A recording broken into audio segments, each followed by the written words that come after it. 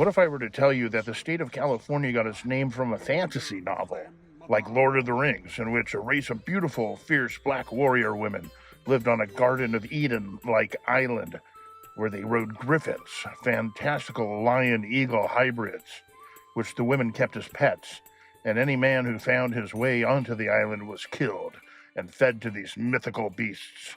Would you believe me? No! God, please, no! No! No! No!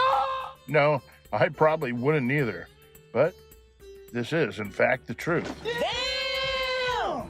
This fantasy novel, full of such romance and adventure, is called Las Sagas de Esplandian, The Adventures of Esplandian. It was written by Garcia Rodriguez de Montalvo and was the Lord of the Rings of the 16th century. The leader of these Amazonian women was Queen Calafia. Calafia meaning female leader, and the enchanted mythical island they inhabited was named after her. It was called California. Not only was this island inhabited by beautiful women and strange creatures, it was also full of gold. In fact, it was the only metal they had. Montalvo described it as the following. Know that on the right hand of the Indies was an island called California, very near the region of the terrestrial paradise, which was populated by black women, without there being any men among them. That, almost like the Amazons, was their style of living. They were of vigorous bodies, and strong and ardent hearts, and of great strength. The island itself, the strongest and steep rocks and cliff boulders that is found in the world.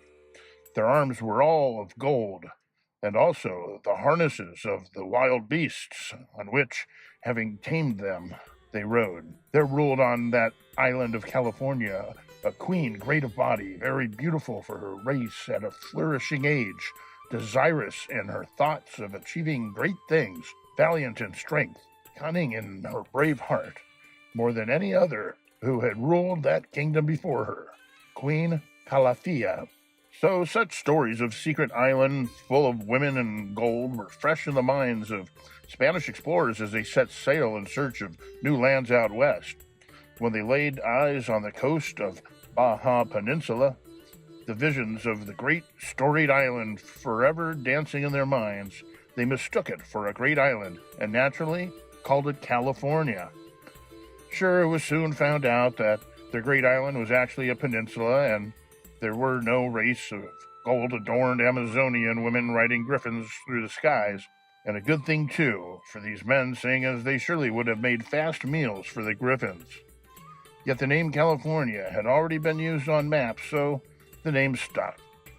Little did these early explorers know that this new-found land actually contained one element from the stories, vast amounts of gold.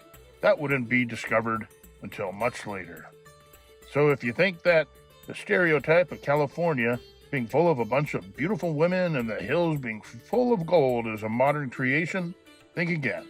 It goes back hundreds of years to the age of exploration and the stories those eager explorers shared.